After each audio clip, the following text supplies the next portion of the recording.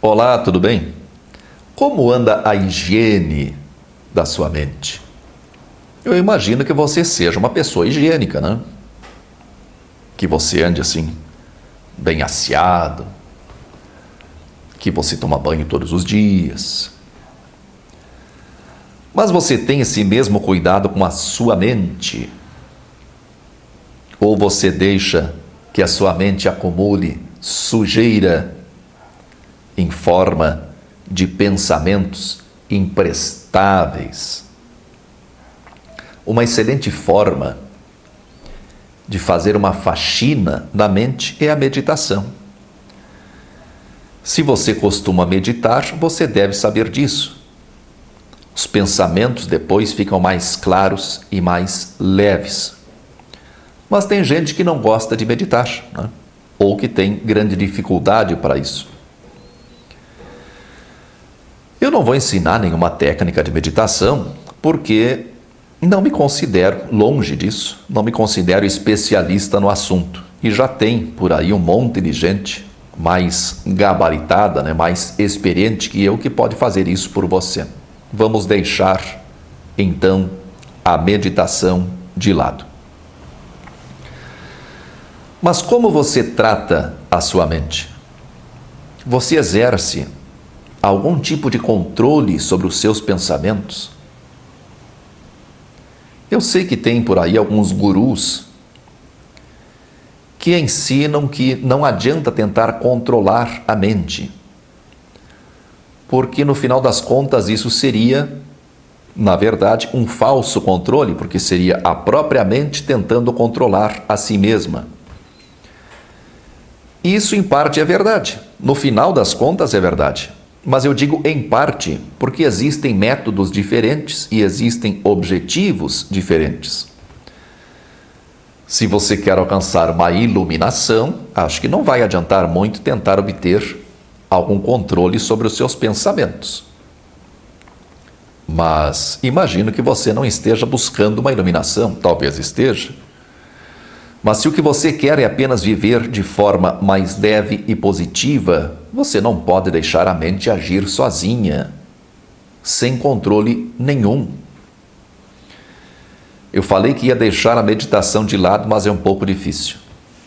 Porque uma das maneiras mais eficazes de observar a rebeldia da sua mente é justamente quando você tenta meditar. Nesse caso, não precisa nem conseguir, basta tentar. Quando você para por alguns minutos e tenta aquietar a sua mente, você pode achar no começo que é impossível. Mas se você não fizer esforço para conter os seus pensamentos e simplesmente observá-los, então você vai ver como pensamos sem parar. Você vai ver como os mesmos pensamentos se repetem.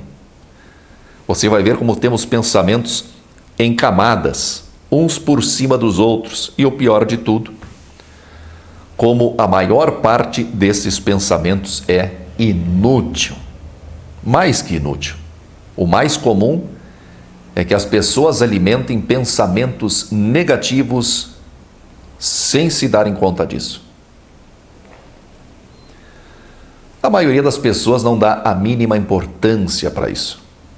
Se você analisar o teor dos seus pensamentos, é provável que você perceba que eles formam um padrão e que esse padrão de pensamentos forma um padrão de sentimento, ou seja, o modo como você normalmente se sente corresponde ao padrão de pensamentos que você alimenta ao longo do dia, dia após dia. Se conseguíssemos analisar os pensamentos de um dia inteiro, tudo aquilo que nós pensamos durante um dia inteiro, isso ficaria muito evidente. Mas não é preciso ir tão longe. Se você observar os seus pensamentos alguns minutos por dia, você verá claramente que eles formam um padrão. e que esse padrão de pensamentos quase sempre, mas quase sempre é negativo. Como classificar um pensamento como negativo? Porque isso poderia ser uma coisa assim muito relativa, né? Pensamentos que geram ansiedade são negativos. Preocupação, de um modo geral, é negativo. Quando estamos ansiosos ou preocupados, a tendência é criarmos imagens e até enredos, às vezes, de dificuldade. É imaginarmos aquilo que temos que fazer, aquilo que é alvo da nossa preocupação, sempre dando errado. Criamos enredos de dificuldade e isso alimenta ainda mais a ansiedade inicial. Aqueles diálogos internos que quase todo mundo tem, esses diálogos internos quase sempre são negativos. É difícil você manter diálogos internos com outra pessoa para tratar de assuntos bons e agradáveis. Quase sempre são reclamações, são acusações, são queixumes. Tem pessoas que nem se dão ao trabalho interno de manter diálogos. Nem imaginam, nem precisam imaginar que estão conversando com outra pessoa. Tem pessoas que mantêm monólogos, falam sozinhas em pensamento. E essas falas também são quase sempre negativas. Reclamações, desaforos, desabafos. A coisa mais importante na vida, na minha opinião, é como nos sentimos. Porque quase todo o resto é realmente relativo. A vida material, a vida familiar, a vida profissional, tudo isso pode estar muito bom e mesmo assim nós não nos sentirmos bem. E é claro que o contrário também acontece. A vida está uma bosta completa e nós internamente nos mantemos em paz, tranquilos, sem nos deixar abater pelas circunstâncias. Você já deve ter passado por isso. Se não passou, ou se passou e não lembra, pelo menos deve conhecer o exemplo de pessoas que são invejadas. São invejadas por suas posses, né? Invejados por sua posição na vida, pela sua casa, pelo seu carro, pelos seus filhos que estudam lá não sei aonde, né? Pelo seu cônjuge ou cônjuge, como diria Sérgio Moro, né? E que estão sempre estressadas e mal-humoradas. E também, você deve conhecer, pessoas pobres, cheias de problemas materiais, com famílias desestruturadas e que vivem cantando e sorrindo. O mais importante, portanto, é como nos sentimos. E como nos sentirmos bem se os pensamentos que habitam nossa mente são quase todos negativos? Se nosso mundo interno não está bom, nada pode estar bom. Quem já teve depressão, ou quem convive, né, com alguém que já teve ou tem depressão, sabe como às vezes não há um motivo real, né, um motivo constatável ali que dê para ver, um motivo verificável para a pessoa estar se sentindo mal. A pessoa pode ser bonita, pode ser saudável fisicamente, benquista pelos outros, a vida material pode estar muito bem, mas ela não consegue achar graça em nada. E esses estados depressivos sempre começam pelo pensamento. Para os entendidos da área, vamos deixar a serotonina em paz por um momento, né? Pois ninguém pode provar que a baixa disponibilidade de serotonina é causa ou é efeito da depressão.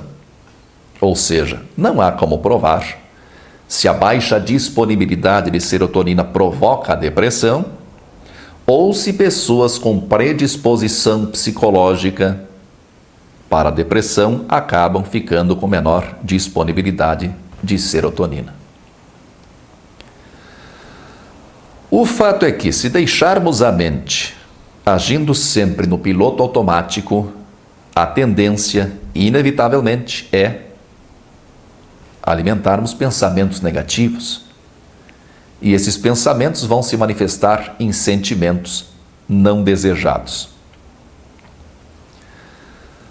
No auge dessa crise de saúde, né, pela qual nós passamos, naquele tempo do fique em casa,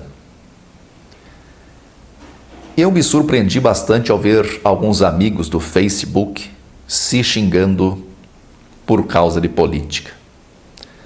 Os meus amigos do Face ainda são quase todos espíritas, né? Muito daquele meu período espírita. Alguns milhares ainda são espíritas daquele tempo. E com os centros espíritas fechados, esqueceram o famoso orai e vigiai e se entregaram a discussões profanas. Aliás, eu imagino que muita gente tenha deixado de lado suas igrejas, templos e centros espíritas depois dessa longa pausa nas atividades. Mas isso já é outro assunto, deixa para lá. Não é muito fácil controlar os pensamentos, porque é preciso, em primeiro lugar, observá-los. Se não observamos, não temos como identificar. E isso requer treino e prática, mas um bom começo é selecionar o que você assiste e o que ocupa o seu tempo no YouTube e nas redes sociais.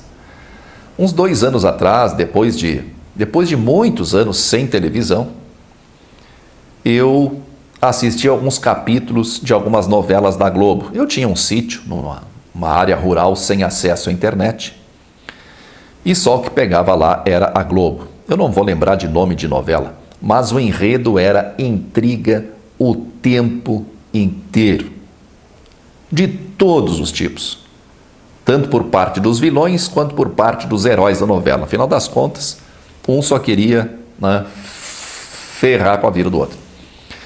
Eu imagino como fica a mente de alguém que assiste isso sempre, né? Uma novela atrás da outra, e algumas séries também são assim, talvez até piores. Ou as discussões de política no Facebook, oh meu Deus, deprimente. Ou as velhas teorias da conspiração. As pessoas não se dão conta de que estão alimentando as suas mentes permanentemente com esse tipo de conteúdo.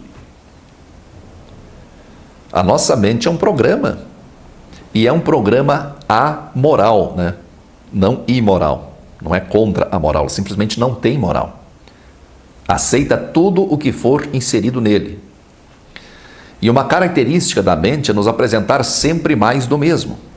Eu já fiz essa analogia em outros vídeos, mas terei que repetir. Os mecanismos de busca do Google e do YouTube funcionam exatamente como a nossa mente. Observe o funcionamento dos mecanismos de busca e você entenderá melhor a maneira como funciona a nossa mente.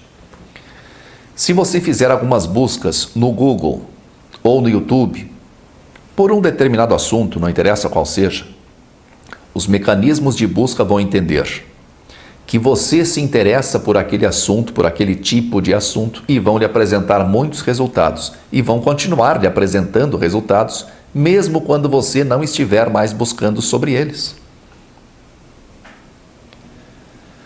Observe aquelas sugestões de vídeo que o YouTube oferece para você, né? Aparece na barra lateral do computador ou no smartphone abaixo do vídeo que você estiver assistindo. Eles são sempre relacionados às suas buscas anteriores, aos seus acessos anteriores. Ele pode lhe apresentar canais que você nunca visitou antes, mas o assunto é sempre relacionado de alguma forma àquilo que você costuma assistir. O mesmo acontece também quando você quer comprar alguma coisa pela internet. Se você digitar a palavra comprar no Google e acrescentar na busca, depois do comprar, né? Acrescentar aquilo que você quer comprar, por exemplo, comprar bicicleta. Você começará a receber ofertas de bicicletas, mesmo dentro de outras páginas que você visitar. Depois você já comprou bicicleta e continua recebendo anúncios de bicicleta. Esses mecanismos de busca foram programados tendo como base o funcionamento da nossa mente. A mente funciona exatamente assim. A mente lhe oferece sempre mais do mesmo. Aquilo que ocupa sua mente a maior parte do tempo forma um padrão. E você experimenta na sua vida aquilo que o seu padrão de pensamentos determina. Há uma vasta corrente de pensamento, subdividida em várias escolas de pensamento, que acredita que a consciência produz. Acredita que nós colhemos no plano material, no plano físico, nós colhemos aquilo que foi plantado em nossa mente. Você não precisa necessariamente acreditar nisso. O mínimo que acontece é que a nossa mente tem um padrão de pensamentos. Esse padrão nos mantém num determinado foco. E nós só conseguiremos perceber na vida aquilo que corresponde ao nosso foco. Por que é tão ridículo uma discussão por causa de política? Porque só discute política, só discute por política quem está focado nisso. Quem está focado em política se alimenta de argumentos favoráveis ao seu partido ou ao seu político de estimação e argumentos desfavoráveis ao seu adversário político. Então, quando uma pessoa qualquer começa a falar com um fanático partidário, o fanático está tão bitolado, o fanático está com a sua mente tão fortemente focada nos assuntos envolvendo política, que antes mesmo de a pessoa completar a frase, o fanático já está cheio de pedras nas mãos, atirando na cara do outro, né? Os seus argumentos prontos. Uma vez eu fui no zoológico, tinha um babuíno macho com muita raiva, aí ele fez cocô, né? Cagou com força na mão, jogava bosta nas pessoas. Isso é foco. Devolvemos ao outro, devolvemos à vida, devolvemos ao mundo e às situações aquilo de que nos alimentamos mentalmente. Eu já comentei em outro vídeo recentemente sobre os resultados na minha própria mente nos períodos em que eu estive mais focado no questionamento de crenças. Para produzir vídeos, eu tinha que focar no questionamento, eu tinha que analisar mentalmente os aspectos a ser questionados e então tecer a crítica. Não há como apagar instantaneamente o pensamento crítico. Não tem um botãozinho que aperta assim, tá, agora desliga. Então, se eu me proponho a produzir vídeos com esse conteúdo, é preciso estar focado para dar conta de publicar.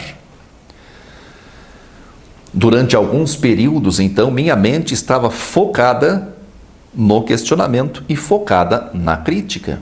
E o resultado disso é que o pensamento crítico instalado acaba por não se limitar ao foco da crítica que eram as crenças.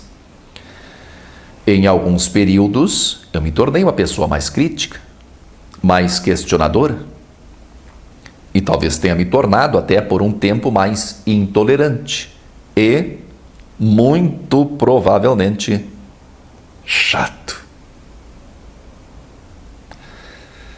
Cuide da sua higiene mental. Se você se importa com o modo como se sente a maior parte do tempo, você não pode se descuidar demais dos seus pensamentos. Você é seu pensamento. Você, como indivíduo, é criação do seu pensamento. Em grande medida, você escolhe, então, como você quer ser. Muita força e paz para você.